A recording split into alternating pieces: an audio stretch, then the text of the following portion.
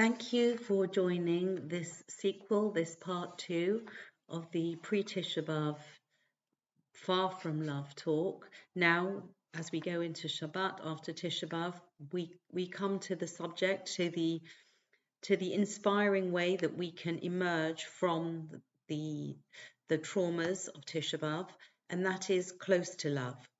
And I think that we can get a sense of this closeness to love through three different angles that we find in this week's Sedra. The first is love of Eretz Yisrael.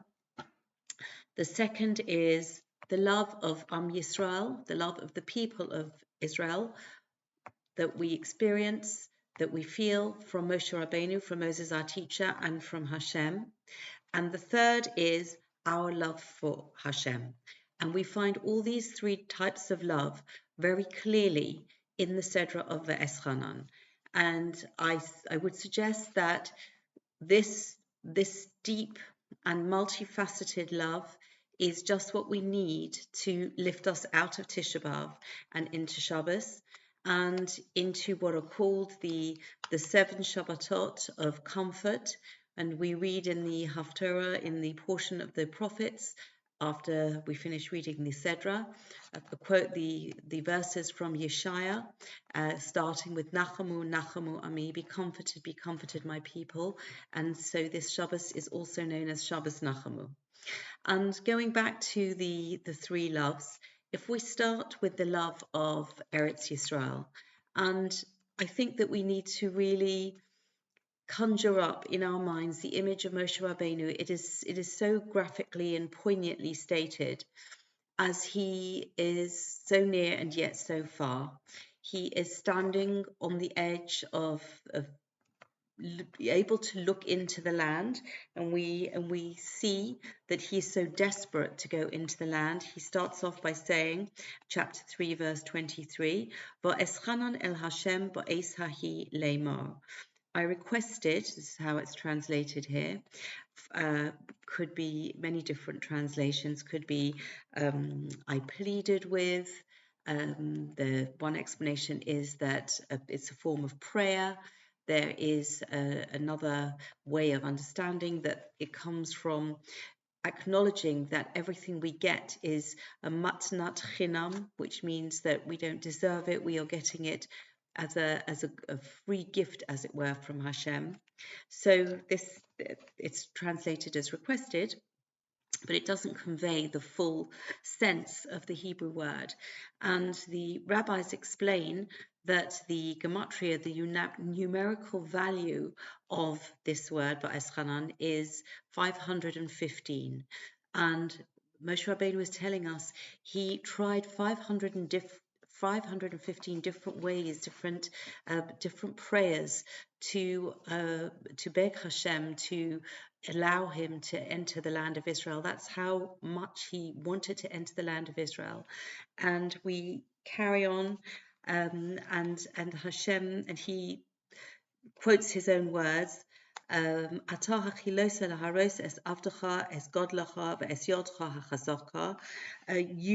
have begun to show your greatness and your strong hand to your servant with the victory over Sichon and Og. For who is like Mi El, Asher Mi El, Bashamayim Uvaretz, who is like God in heaven or on earth, Asher Yaseh, K'maasecha v'chigvurosecha, and who can perform deeds and mighty acts like you. Ebrana, please let me cross Ve'era es ha'aretz hatova, and let me see the good land, Asher be'eva hayarden, that is on the other side of the river Jordan. Hahar hatov hazeh, this good mountain, maybe referring to Yerushalayim, V'halavonon, and the Lavonon. And this is such deep pain, such deep desire to behold this beautiful land, and how much we have to take from that blessing that we have, that we can go to this beautiful land, we can live in this beautiful land, and to really spare a thought, and more than a thought, for Moshe, our teacher, our leader, and how he was denied that. And he was so desperate, And yet, even though he can't go in, there's no trace of uh, sour grapes, to use an inadequate phrase. There's no trace of jealousy towards the people who will be going in while he is denied access. And what he really does is redouble his efforts to make sure that the people who enter this good land, the promised land, the land flowing with milk and honey, and he is giving them all the signposts that they need to ensure that their entry into the land is going to be something that will go smoothly, and they will enjoy the spiritual and physical benefits of being in this unique place in the world. And he does this with such a full heart. There's no trace of him being denied and feeling in any way resentful of that. So I think that this is an incredible uh, living message of love for the land of Israel. And again, coming so soon after Tisha B'Av, where we commemorate the destruction that took place and the two temples that were destroyed and the exiles that ensued. And we are really mourning that on the one hand, but now we are getting inspiration. We read in this week's Sedra for that love that Moshe Rabbeinu is displaying, that selfless love for the land of Israel. The second love that I think that we find in abundance is love of Yisrael, love of the people of Israel. And we see that from Moshe Rabbeinu, from Moshe, our teacher. I was just saying how he shows no resentment. He wants to help and guide the people while he's alive, the last moments of his life. And he will continue to do that beyond his physical passing. And we can see various very beautiful verses again that we see in Pasuk chapter 4, verse 1.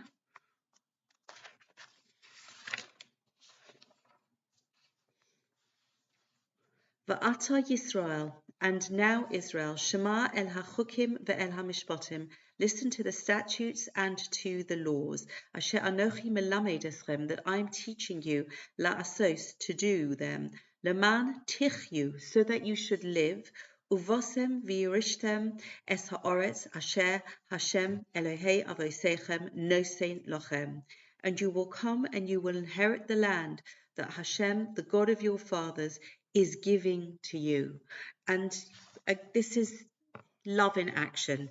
This is putting aside his personal desires, his knowledge that he is not going to be able to do the very thing that he is instructing the people to, that he is going to help the people to manage as successfully as they can. And this is such a supreme act of selfless love. This is the devotion of a leader that knows no bounds. And we see this is something that has to comfort us at the time that we are feeling punished, that we are feeling bereft, that we are emerging from Tisha B'Av. We have to remember that love of Moshe Rabbeinu that he has for us as a people, that he displays in this week's Sedra.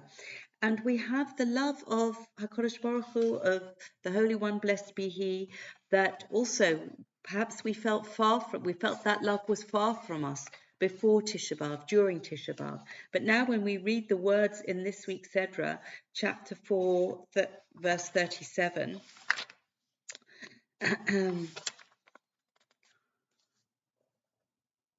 V'tachas ki ohav es avosecha, and Hashem did all of this because he loved your fathers, v'yivcha bazaro acharav, and he has chose their children after him, v'yotziacha, and he brought you out b'fonov, ahead of him, v'kocha hagadol mimitzrayim, with his great strength from Egypt.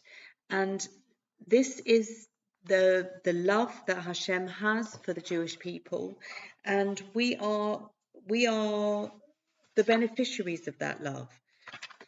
And so I think that this is the second love, the love of Hashem and the love of Moshe Rabbeinu for us, and this has to be a source of great encouragement. And this is something that we need more than ever after emerging from Tisha B'Av. And the third love that we find in this week's Sedra is our love for Hashem. And we have, in addition to the words of wisdom and various exhortations from Moshe Rabbeinu, we have the second version of the Aseres Hadibros, of the 10 utterances, as I translate them. And we also have the first paragraph of the Shema. We have that in chapter 5, verse 4. And when we say those words twice a day, 3 times a day, and we are stating privately, publicly, Shema Yisrael, Hashem Elokeinu, Hashem Echad. Hear, listen, process, Israel. Hashem is our God. Hashem is one. And we carry on, Va'ahavta es Hashem Elokecha, and you shall love the Lord your God, B'chol levavecha u'b'chol nafshecha u'b'chol modecha, with all your heart, with all your soul, and with all your might. And really, we could, misunderstanding, ask, how can we be commanded to love? How can we be commanded to love another human being? How can we be commanded, how much more so, Hashem, who is infinite, unknowable, and we think of love as this romantic notion, but the love that is being described here is the love that we access by fulfilling Hashem's wishes, by fulfilling Hashem's command, by beginning as we do so to appreciate the extent of the wisdom and the eternity of the values and of the words. And in a very beautiful essay from the book Judaism's Life-Changing Ideas, called Making Love Last. This is the essay on the Sedra of Vaeschanan, this week's Sedra. And Rav Sachs Zatzal talks about the word, the root, Aleph Hey Vet, Ahav, love, and he compares the amount of times and the context that we read about this word love in the 5 books of the Torah. In the book of Bereshis, the word is mentioned 15 times, or the root, and the words are built around that root. And on all of these 15 occasions, the love that's referred to is the love of family relationships between husband and wife, between parents and children. That's the context for the use of the word love on those 15 occasions that it's used in the Sedra of Bereshis. In the book of Bereshis. In the book of Shemos, the word Ahav is used twice. And again, it is used in the context of family relationships. In Vayikra, again, it is used twice. In Bamidbar, it does not appear at all. In Devarim, the root Ahav appears 23 times. And if we think about the book of Devarim as containing a repetition of certain laws that we've read in the previous 4 books of the Torah, it's also certain new laws that Moshe Rabbeinu is teaching the people. It is predominantly a book of law and exhortation. And so you could say, what is the relevance, and far out of proportion to all the other books of the Torah that we find this word love. And really the message is that it is through the law of Hashem that we access, that we are able to train ourselves to love Hashem, because it is not the love that can be compared, although we use as an approximate guide the love of parent-child that we call Hashem our Father, and we try to extrapolate from that the love that Hashem feels for us and that we feel for Hashem. But really, it is a love that is based on the law. It is through the observance of the law that we access, that we are really able to experience this love in the deepest and truest sense. And Rav Sachs points out that lest we have this misconception of some kind of romantic, spontaneous feeling, and you can't tell me that I need to love. This is something that must come from within me. That Rabbi Sachs observes, whenever Jews abandoned the life of the commands, within a few generations, they lost their identity. This emotional aspect, this love that comes when we are performing Hashem's mitzvahs, as we see so clearly in the book of Devarim, all of the laws are actually the structure of this love, so that it gives it an enduring quality. It is through that passing on of the law, passing on of the ritual, that we are able to sustain that love. We are able to have an emotion that will continue into eternity. So I think that when we look at all of these aspects of love, we really can see this is a practical and emotional and psychological way that we get close to love. And this is something that is so vital for us as a nation, as individuals after Tisha B'Av, but at all times, but especially pertinent. And this year, as we go from Thursday night when Tisha B'Av goes out, almost straight into Shabbos itself, as we go into from Tisha B'Av to Erev Shabbos. And I think that we are able to make this very dramatic switch by internalizing the loves that we see so clearly presented in this week's Sedra of Vaeschanan.